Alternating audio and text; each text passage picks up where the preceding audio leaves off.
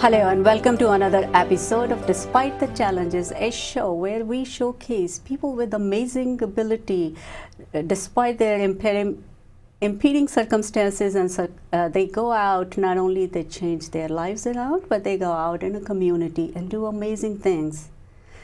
Every now and then I have taken a diversion from our main theme of Despite the Challenges to bring you stories that are so important, informative, and educational for our local communities and viewers out there. And today we are going to be talking about economic equality, income equality, and economic empowerment. And in my studio, we have a very qualified, amazing person, New Jersey Commissioner of Public Utilities, Mr. Upendra Chivukula. And Mr. Chivukula have been in politics for quite some time, going back into 2002? 1997. 1997. Yeah. Yes, starting from 1997, from local council to now as an appointed Commissioner of New Jersey in Public Utilities. And Commissioner Chivukula had past position as former Deputy Speaker, New Jersey State Assembly, member of County Committees, Franklin Township, Mayor of Council Member, Franklin Township, etc. And also in 2000 you were mayor, right? And so let's hear more from Commissioner himself about the very important topic that we're going to talk about. And one more important information that I want to share with the viewers is that Commissioner Chivukula is the first Indian American elected in New Jersey General Assembly and is the fourth Indian American in the United States to be elected to the state office. It's an achievement itself. Congratulations. Welcome to Despite the Challenges. Thank you, Niteji. Yes. Thank you. Yes. So you have an impressive resume of your professional background with the telecommunications company and moving into the local elected office. The most importantly, I think I wanted to talk about the economic empowerment and income equality, because we see that there is so much disparity. We have young people coming out with college degrees, with high student loans. A lot of jobs are changing into one area, or outsourcing has been very common scenario in past couple of decades. So as the famous quote goes, and there's a book out there, The Globe is Flat. And we see that so much, is so much competition. When it hits home, we see our young people struggling to find suitable jobs. It's not only difficult financially for them to stay afloat, to be confident enough in their long-term goals for their careers, but also be able to pay off student loans and be able to think long-term, which seems pretty fluctuating these days. And we had a brief conversation, and you had talked about employee stock option plans, etc., which is your book as well, The Third Way. We'll talk about the book in a minute, but I want to have you get started. Tell us a little bit about your work in economic empowerment and income equality. Yeah, I came to United States a long time ago, and had to, when you look at the show Despite Challenges, I had many challenges of my own. And I was coming to a new country, capitalistic country, and where you see 50% of Americans hold zero capital. That is amazing I think the statistic. numbers are higher now. Yeah, it's better now, better. Yes. So what we need to look at is that when people talk about, politicians talk about, they talk about increasing the minimum wage. That's been a talk. And then the federal minimum wage has been increased several times. And recently the Governor Murphy has signed a legislation, and yesterday for the first time the wages became $10 and on their way to $15. Okay. When you look at the income, and what happens is that there are only so many hours, 24 hours in a day. You can probably work for 8 hours or 12 hours. This wage-based labor income is not going to be sufficient to acquire enough wealth. Yes. And that's why, we talked about, you have I will talk about the book, but I think the key here is that, there are two types of income. One is based on the labor, which is your working hours. The other one is the capital income, and where it is your investments in stocks and real estate and other things that or any other contingent income. Any kind of investment that you can make that can earn money, which is, they don't stop at 8 hours a day. It's income works in 24 hours a day. When you look at the president and other wealthy people, a lot of their money is come through capital income. Yes. And so that's what we were trying to talk about. We have to teach our youngsters, just don't rely on just to working wages, which is not going to be sufficient to pull yourself out of poverty. Because no matter, you work, even when you do overtime, you do two or three jobs, what happens is there's only so much money, and then a lot of the money, the more you work, a lot of the money goes into the taxes. That is correct. And so and then you have to, some of the jobs don't have the health insurance, because it's a small employer, it's very difficult to provide health insurance. So how do you not only maintain a car and a residence, and then also an automobile? All these things cost a lot of money. So minimum wages are not going to be sufficient. So we need to find another way. You made a very good point that health insurance is not provided. So health insurance is not the only challenge for a lot of small companies, I think, or the employees of the smaller companies. I think the 401k types of programs. Yeah. Because the attrition rate, if we look at, a lot of employers have contingent employees, so they are not full-time employees with benefit. They are considered temps, right? So there's no 401k or a long-term. Right. Now, when you look at, going back to many, 30, 40 years ago, people used to join like companies like IBM and AT&T. They work for 30, 35 years and retire. Those things have changed. Now the employment is more seasonal. Yes. And people are contract employees. Yes. And when they have a contract employees, you have to pay for all the benefits yourself. Absolutely. That is one of the challenges that we have. And so educating the people that, hey, look, today you're able to work, and for tomorrow when you're not able to work, you need to have money for your retirement or other health benefits that you need. So we need to educate the people on that. Yes. So and how these programs have been working out? Are there any policies in place for our state and state in New Jersey or any other states in United States that they are really implementing some sort of ESOP, like employee stock options or other programs to benefit? There are about 15 million Americans approximately are benefiting from the employee stock options type of programs. Basically, the way it works is that a company can give based on the capital that they're gaining, like the profits. It could be based on the profits, it could be based on cash programs, and also stock options. So 3 different types of things that are there. And when I was working for AT&T, and AT&T offered the employee benefit plan, where I had the opportunity to buy AT&T stock. Depending on how well the stock is doing, I can make my money. So it so happened that I was able to get enough money that I was able to retire when I was 48 years old and move on to my political career. I see.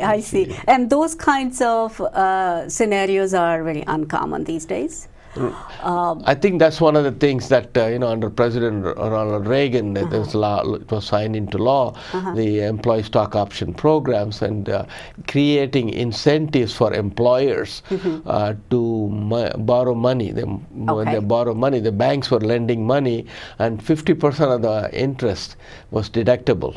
So that way, the banks were making money. The employers were able to use that money to create employee stock option programs so that the employees also benefited. So in addition to getting the regular wage, you also get the employee stock options or employee stock savings plan.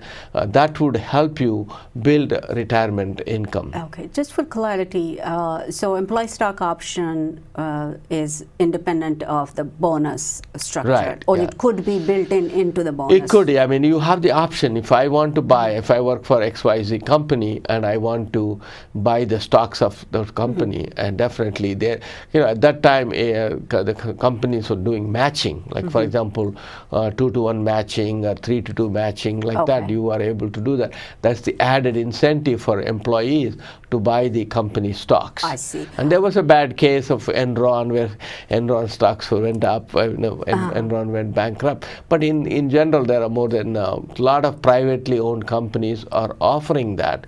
It could be, and also when you look at unemployment rates and all that, the companies that offer employee incentives, this type of incentives to employees, the attrition rate is low because people. That is correct. Yes. Yes. People say, look, I benefit some other ways. Right. This is my company. I own employee-owned companies. I own, so I have to work harder. The hard work, and also making sure the company makes money. As company makes money, I will make money. So it's a double incentive there. Double incentive is a win-win for employer and employee because employee has a vested interest.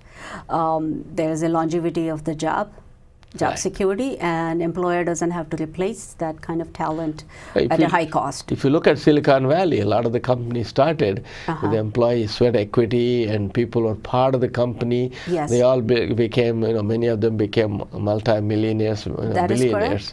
So I think that's, we need to think like that. We cannot, I mean, I'm not saying we should not focus on minimum wage, but in addition to minimum wage, we have to focus on how to grow, wealth, how to accumulate capital. A lot of the presidential debates, they're talking about giving a lot of things for free, but I think we need to empower people, because anything that's given free, I believe they're not appreciated well. Well, that is true, but in my thought process, my own opinion, when it comes free to you, you don't have much of a, if you are not really in need of something that has been given to you, you don't have much appreciation. If you had worked a little bit harder for it, you know what you need. So there has to be a just instead of being entitlement, you're earning it. You are investing your time, and you take pride in because it provides you the dignity of labor. You're contributing something towards the product or whatever the companies manufacturing or producing. You're contributing, and that is going to, you see the results and you take pride in your work. Absolutely. And if they had an experiment they conducted in Times Square. So one fellow going around giving $20 bills for nothing. People were suspecting, maybe it's a fake dollar, so nobody took it. Or maybe they'll be tracking me walking around somewhere. Right. So I think free sounds good, but it's not always good. Always good. Yes, I get that idea. So, and then again, there has to be a pride associated.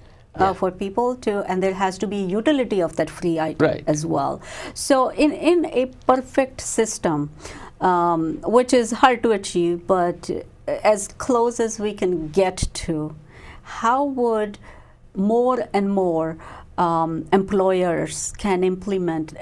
Are there any policies to be in place, or state laws, or just a basic desire on part of employers? Right. The federal law is there, which is there are some fundings were cut, funds were cut, but I think still there are a lot of the larger corporations, they use that employee ownership, stock ownership as a incentive to attract very good employees. People are doing that. There are also a lot of privately owned companies are also doing that. I think we like to create more incentives so that way they continue to do that. And one of the things, a few years ago in the 2016 campaign, we were talking about, the, tax cuts and all the stuff. Tax cuts under the President Trump's Tax Cuts and Jobs Act, the money was taxes were cut and given, but they were not really used. The same money would have been invested. Even a part of the money, 30% of the money, would have invested in encouraging companies to share the wealth with their employees. Who could have, what happens is, like I said, suppose you gave me money as your employer, I can I invest in the stocks of the company, and the company, even though at that time it's like a tax cut, but once that the stocks grow, and then when I try to cash it in, I have to pay taxes. Eventually you are going to pay the taxes. I think that's what lacking with this last tax cut, and I wish they could have encouraged more and more jobs cut. In your opinion, and I am talking about as a personal opinion, as being so educated and being in politics and being as knowledgeable into the topic, how would you see that young employees, especially the young people coming out of colleges with high degrees and high student loans, should be able to influence that process? I think first of all they have to understand that there are, of course, there are two types of income. You have the labor-based income, which is finite, and then they need to understand the importance of capital wealth. Right? When you go to the founding fathers of this nation, what do they have? Three principles, right? One is small government, lower taxes, and ownership. And under President Lincoln, they had a Homestead Act, and they were giving 160 acres and a mule for people to go west and build themselves. At that time, it was recognized that land is finite. So if you can give ownership in companies, the corporations can split the stock and they grow, and they can give ownership to employees, and everybody can benefit from that. I think that's the understanding of the founding nature of Constitution of this United States, and also understanding the difference between a labor-based income, whether minimum wage or whatever the wage, and then also looking at the capital wealth. How do you accumulate wealth? And also, you don't think about the savings rates are very low in the United States compared to other countries, because everybody, I have money, I have credit card, I spend, I'm happy. But you have to start saving money for the rainy day. I think long-term strategy is lacking, especially in the presence of credit cards, etc. So it's the easy money you can get. So nothing to worry about. Enjoy now. Go shopping and be happy. But it's the happiness lasts. That education has to be there. I said, look, I have to. If I make $1, I should set aside 5 cents or 10 cents for future, so that it accumulates. And that stocks every 7 years they double. So if you can start buying stocks and investing, I think you have to have diversification of your portfolio. You need to understand the stock market, how the wealth is made, how rich people make money. I think that's what you have to learn. That's what we have to teach young people. They think that, I'm happy today, I went there, I went to a restaurant, I went to a bar, and I went dancing and all the stuff. But what happens those days when you're not well, you're not able to work, or when you're old, like me, how are you going to all will get Social Security? Everybody thinks that Social Security is going to be there. And Social Security, Medicare, we don't know. We don't know the future. So we need to set aside some thinking for future. Okay. So I think there's a whole lot of learning and practicing both needs to be in place. Right, so young people, which I gathered, that have to be educated. Either this educated is their initiative, that they go find, how do I plan for 20 years from now?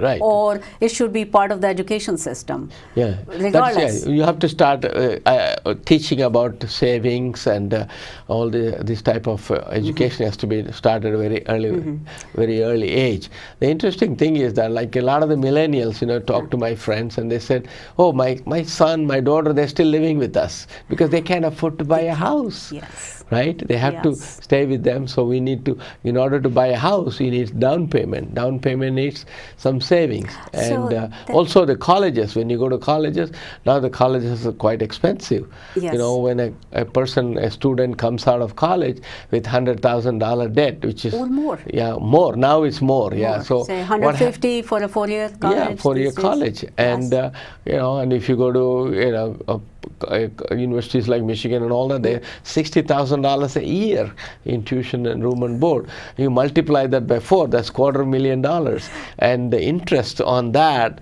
how that accumulates, it's not a simple interest, it's a compounded interest. Yes. It is going to be a lot of money. And whether you are able to right away get a job and you are able to pay back. And so you need to think about all those things. So this isn't a big topic, but in the limitation of time, I wanted to kind of get to a very important question that I want to ask is that how do we change it? How do we change the scenario? I mean, the college cost is there, and it's required education, especially like if they're going in engineering field, medical field, or any other scientific area or specialized area. You need college education. So there's a vocational training available for those who do not choose to go to college, and or their finances or circumstances don't allow. So given our next generations with high cost of living, high cost of education, high cost of medical health cares, etc., and contingent labor, there's multiple challenges for it. Right. People, not only just the young generation, but even people, there are like 5 generation in workplace right now, from Gen X to baby boomers in the workplace. So I think the experts say there are 5 generations in workplace, I think. I take that. Gen X and millennials and baby boomers. Correct. So Gen Y catering to the need of everyone, and especially looking out for people, the generations who will be another 20, 30 years in workplace by the time they become eligible for retirement. What can we do? Well, I think, the interesting thing is that, you need to create do the aptitude tests, and we need to think about, not everybody would be interested in going for 4-year college. I don't need to. Everybody, they need to go to 4-year college, and then what do? There are a lot of subjects we study, humanities and all that stuff. You are not able to get employed right away. So you need to think about, putting like a data analytics, like type of things on top of that, so that way you become more marketable. That's one thing. That's the influence of big data, which is another big topic. And then you think about creating a structure where vocational schools, whether it's for cooking, whether it's for air conditioning, all those things you can start. You can divert people who is interested in doing that. They can be trained in that. And also, like Germany, I think the Governor Murphy also talked about apprenticeship programs. We need to create see, when you come out of college or high school, you don't have the experience. Every employer is looking for you to have experience, and somewhere you have to start. And so creating the internships and apprenticeship programs and trying to give them opportunity. Now, 2 things it does. One is you understand when you go into the workplace, what does it mean, going from a school, a college, school or college to a workplace, what is it? So internships will provide that. Apprenticeships provide certain training beyond the theoretical. Hands-on. Hands-on practical training that will provide. And then one of the things Germany does is you go through the apprenticeship program, you are guaranteed a job. In America, whether it's possible or not, that has to be looked at, I think, because we need to employ the people. And another topic, we didn't talk about, you'll be talking about later on, in terms of technological evolution Yes. and more automation. You know what It's a happened? topic itself. Yeah, manufacturing, Yes. manufacturing industry. Right? When because of the whenever a company is producing products or developing software, they're looking for how do we get the maximum out of the dollar they spend. So what happens is like water flows from high level to low level. So they go for wages where they pay the least wages, and so a lot of the offshoring, outshoring, and all that have taken place. That has in the 60s and 70s the manufacturing, and in the 80s and 90s the outsourcing for the white collar jobs, and then it became a big problem because you can never compete with countries like China or India and other whether it's Ireland countries. You cannot compete. I think a lot of Eastern Europe and other countries, Egypt, I have seen the outsourcing of the Philippines, white collar jobs now. Yeah, but what is happening is that the benefit system, some of the things that we provide in the United States, the cost of living, you can match it there. So I think they're able to pay much lower wages, and they're able to get away Plus, with it. they don't have to pay any benefits. Like Right. for people who are the citizens of the country here, live here, pay taxes here for whatever income they generate, there has to be long-term solution for healthcare. Yeah, healthcare is definitely. I think yes, in a presidential platform, everybody's talking about providing healthcare. We will hear a lot more about that. Yeah, and I thought Obamacare, the Affordable Health Care Act, addressed some of the issues in terms of bringing in additional 32 million people into the insurance fold. Of course, that required healthy people as well as people who are older and the people with disabilities to be included. And this individual mandate became a challenge, and so it is a tough thing. And no matter nothing you can provide for free, somebody has to pay for it. I think anything in a large scale is not seen from every angle the perfect solution for the population involved. Yeah. So there's going to be pros and cons of. Going back to the education, I think we also have to build a very strong county college system, and I think there are a lot of proposals at the state level trying to provide free education to county colleges. Now, when I was in the legislature, we passed laws where people with high percentage of marks, they were able to get free education in the county colleges. Now, if you offer free education to all the county colleges, then you want to make sure you hold them accountable, because sometimes studying a county college, if you're working and you can only take so many courses, 6 credits or whatever it is, you got to put some time limit. You got to graduate in 3 years or 4 years or whatever it is.